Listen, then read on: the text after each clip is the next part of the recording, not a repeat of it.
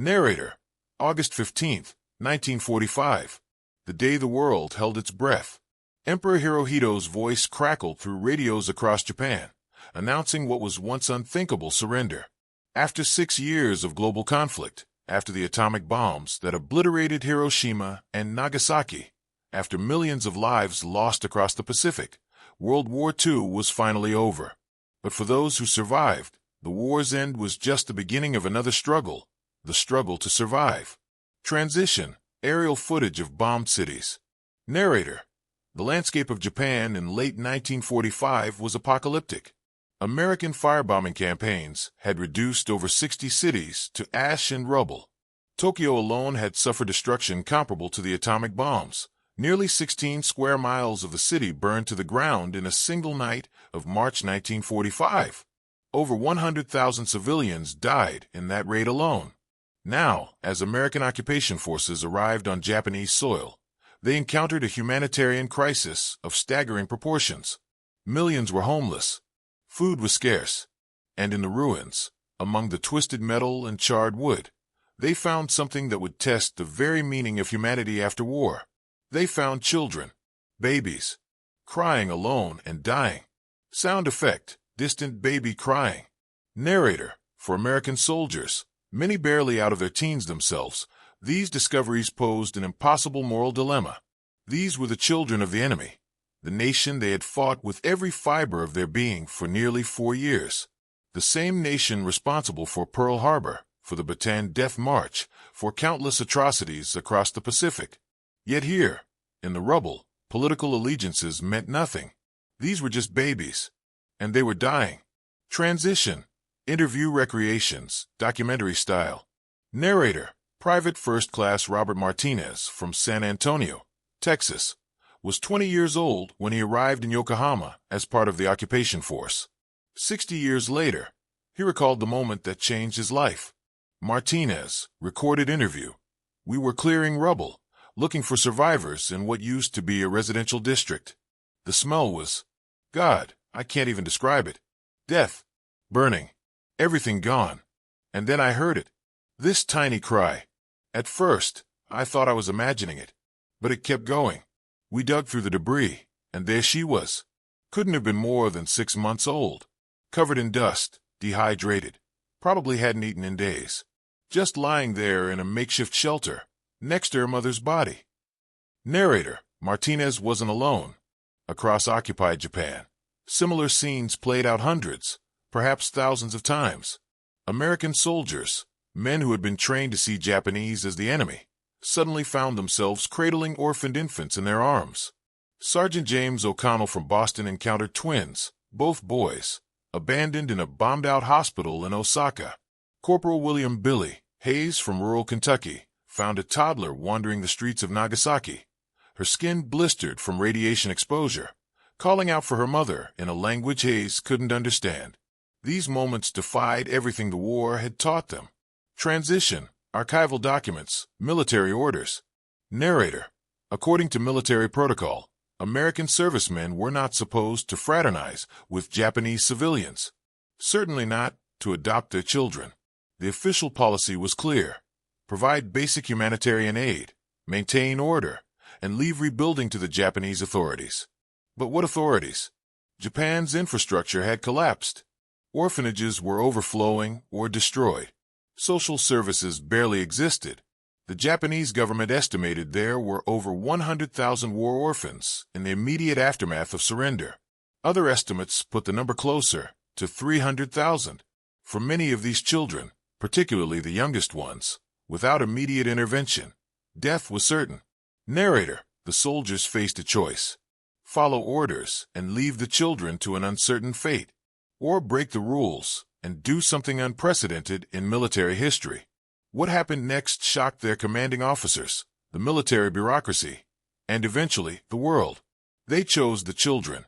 Transition, photographs of makeshift facilities. Narrator, it started small. A few soldiers smuggling extra rations to feed hungry babies, using their own medical supplies to treat infections, finding Japanese civilians willing to provide temporary care. But as more soldiers discovered more orphans, The operation grew. In multiple cities across Japan, American servicemen established unofficial, unauthorized orphanages. They requisitioned abandoned buildings. They creatively redistributed military supplies. They organized elaborate systems to hide their activities from inspectors. Private Martinez and his unit in Yokohama converted an old schoolhouse into a shelter for 18 children. Martinez: "We became very good at paperwork creativity, let's say. Rations went missing. Medical supplies were accidentally overordered. We had a whole network. Even some of the officers knew what we were doing. They looked the other way because, deep down, they knew it was the right thing." Narrator: "In Osaka, Sergeant O'Connell's orphanage housed over 40 children at its peak. Soldiers took shifts caring for infants, changing diapers, bottle feeding, walking crying babies at night, all while maintaining their official duties. The irony wasn't lost on anyone. These were men who had been trained to kill. Now they were learning to nurture." Transition: Letters home, personal accounts. Narrator: "Letters home from American soldiers began to change. Early in the war, correspondence was filled with anger, hatred, and dehumanizing language about the Japanese enemy. But by late 1945 and into 1946, a different tone emerged. Private Daniel Cohen wrote to his mother in New York, 'Mom, I'm enclosing a picture. That's me holding a little boy named, well, I call him Tommy. His real name is something I can't pronounce. He's about 2 years old. Lost everything in the bombing. When he smiles, Mom, it's like the sun coming out. I know they're the enemy. I know what they did. But when I look at Tommy, all I see is a kid who needs someone to care. Isn't that what we're supposed to be fighting for?'" Narrator: "These experiences fundamentally altered how these soldiers viewed their former enemies. The abstract concept of the Japanese became concrete, became little faces with personalities, fears, and needs." Sergeant O'Connell later recalled, "I had so much hate in my heart. My best friend died at Iwo Jima. I wanted revenge. I wanted them to suffer. But how do you hate a baby? How do you seek revenge against a 6-month-old? Caring for those kids, it didn't erase what happened in the war, but it reminded me that there's a difference between soldiers and civilians, between warriors and children, between justice and cruelty." Transition: Military headquarters, official documents. Narrator: By early 19, the unofficial orphanages could no longer stay hidden. When military command discovered the extent of the operation, reactions were mixed. Some officers were furious about the breach of protocol. Others were sympathetic, but concerned about the logistical and political implications. What would happen to these children? Who was responsible for them? What precedent was being set? The debate reached General Douglas MacArthur, Supreme Commander of the Allied powers in Japan. MacArthur faced tremendous pressure.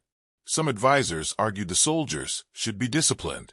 The children should be turned over to Japanese authorities immediately.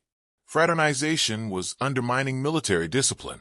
But MacArthur, whatever his faults, understood the power of symbolism. He also understood public opinion. Transition: Newspaper headlines, media coverage. Narrator: By spring 1946, word had leaked to the American press. Journalists began investigating. Photographers captured images that would define a generation. American soldiers in uniform, cradling Japanese babies. Former enemies, now caregivers. The photographs were powerful beyond words. They appeared in Life magazine, the Saturday Evening Post, newspapers across America and around the world. Public reaction was overwhelmingly positive. After years of warfare, propaganda, and hatred, these images offered something different: hope, reconciliation, humanity transcending politics. Letters poured into the War Department. Churches organized fundraisers. Private citizens sent supplies.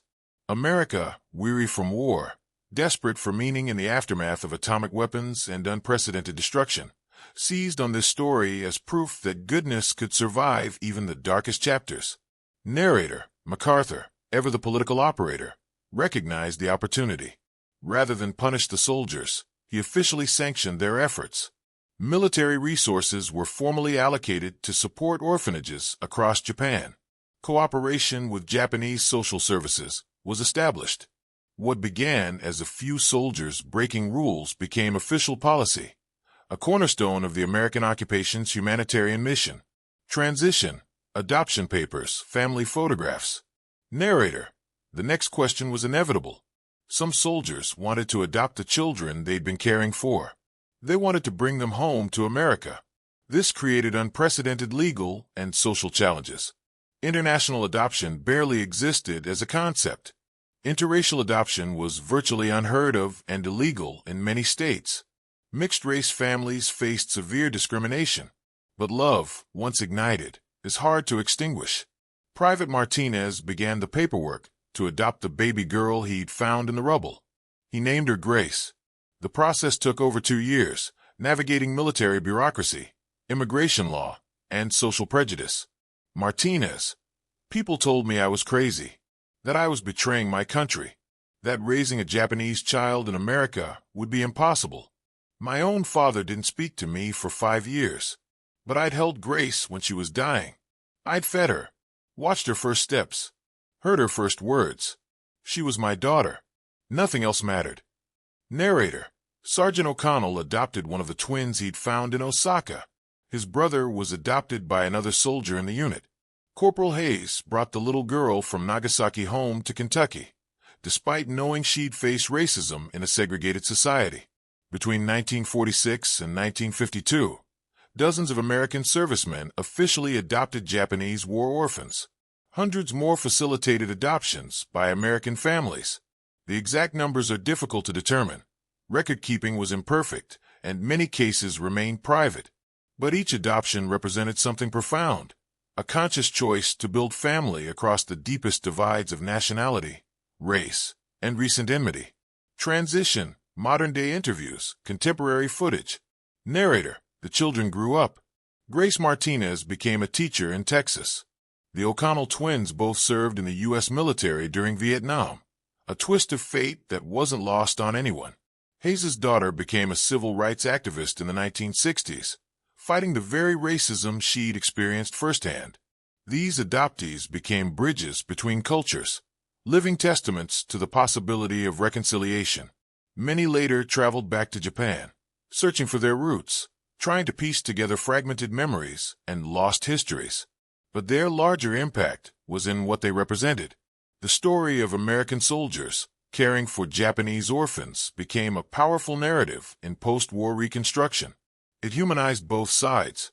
It offered a counterweight to the narratives of atrocity and revenge. In Japan, this story contributed to a complex relationship with the American occupation, resentment and gratitude intertwined. In America, it became part of a national mythology about American goodness and generosity, though critics noted it also served to soften America's own actions in the war. Transition, reflective, philosophical tone. Narrator.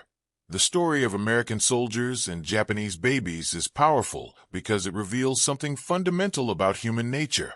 In our worst moments, moments of war, hatred, and destruction, we remain capable of choosing compassion. These soldiers weren't saints. Many had killed in combat. Many carried prejudice and anger. What made their actions remarkable was that they chose differently when confronted with vulnerable innocence. They remind us that even after the worst of humanity, even when everything screams for revenge and continued hatred, there's always a choice. We can see the humanity in those we've been taught to hate. We can extend care across the boundaries we've created. Martinez, final interview. People call me a hero for adopting Grace. I'm not a hero. I'm just someone who couldn't walk away from a crying baby. That's not heroism. That's just being human. The tragedy is that we need a war to remind us of that.